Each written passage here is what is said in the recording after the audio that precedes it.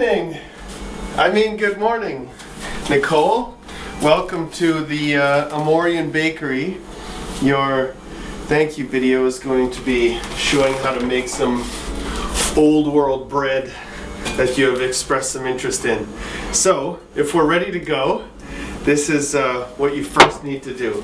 You need to take a bowl and mix three cups of just regular flour, or if you're loaded you can use organic flour. This is just no name because I'm trying to save some money here. So I got this dialed already. 3 cups of flour. I don't know. So one thing I've learned about yeast is that this is bread machine yeast, which is exactly the same as instant yeast. It's just consumerism dictates that we want more options, so they call different things. If you want to come look at this, Nicole, this is a little bit more than the half teaspoon or quarter teaspoon that's necessary. It's about a half a teaspoon. I'm doing that so that it'll be ready a little bit sooner, because we might be making this tomorrow morning again. And I generally go for a teaspoon and a half, so 1 heaping teaspoon of sea salt. And this is pretty much all we got going for the dry ingredients. Okay, super easy. This is a no-knead bread recipe that came from Jim Leahy, the baker in New York, Sullivan Street Bakery. So the water is 1 5/8. I'm just eyeballing it, basically because I'm awesome, and I'm trying to get this to go quickly. So once you got that all going together, isn't this fun? I know you're kind of into stuff like this, and so I've got into this sort of stuff recently too, and I find that I've basically eliminated 75% of the grocery bill, because all I'm eating is this bread and a loaf, which normally would cost $5 or $6 or something for a loaf like this. Maybe less, I don't know. Not that I would pay that much. This loaf will cost like, 50 cents. So this is a no-knead bread recipe, as I've mentioned.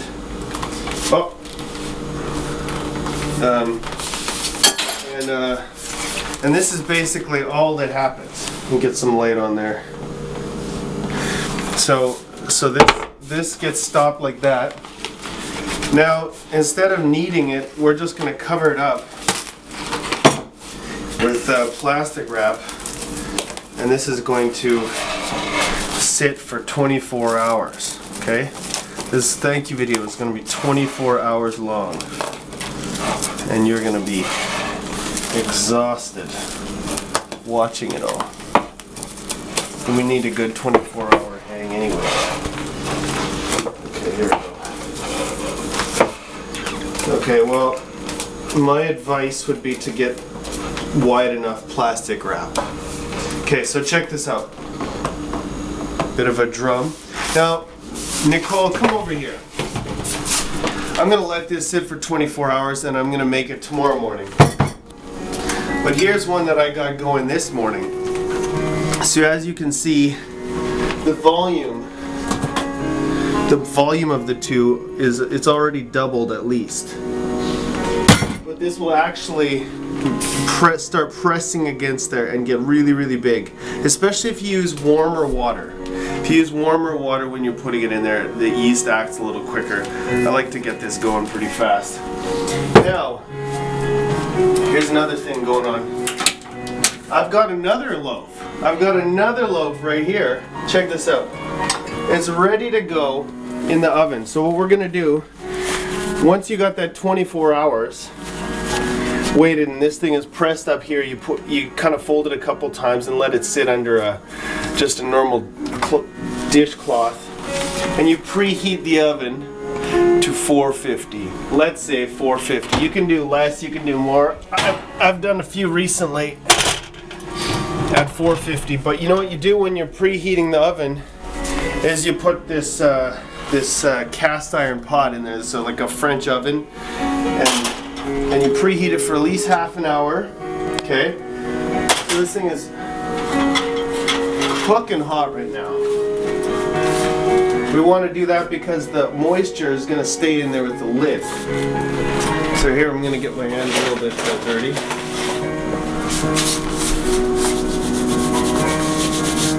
Alright, we're going to get this thing going. Fight with a little bit. Are you having fun there, Nicole? I'm sure you've probably done this before, actually, but you know, I think this is probably how they do it at the bakery there. So fold it a couple times, make it into a nice little easy to manage ball. And check this out, come here. Nicole, make sure you can see this. Check it out. Okay? So I'm just gonna chuck it in there. I'm just gonna drop a little bit of oil on it. By the way, that was probably too much oil. Okay, maybe don't do the oil. I've actually never done the oil, but I just thought I would try to brown this one, and maybe that was a bad move. Okay, so don't make the mistake like I have recently as you work with your hands of picking up any of this stuff while it's that hot. Now I'm going to throw it in there, make sure the lid's on. And that's going to stay in there at 450 for exactly 30 minutes. I'm going to timer that. And then after 30 minutes, it will come out. I'll take the lid off, and maybe 15 minutes more until it's brown. Yesterday I made an olive loaf. If you want to take a look at that, I put Kalamata olives in there. The loaf will turn out really tall, partially in shape of the pot, but really tall and brown and crusty and stuff like that. This is a pretty good loaf, although the Kalamata olives added some moisture, and I only had the oven at 400. Anyways, thank you very much for helping me with my album. I hope this bread becomes very tasty and you enjoy it.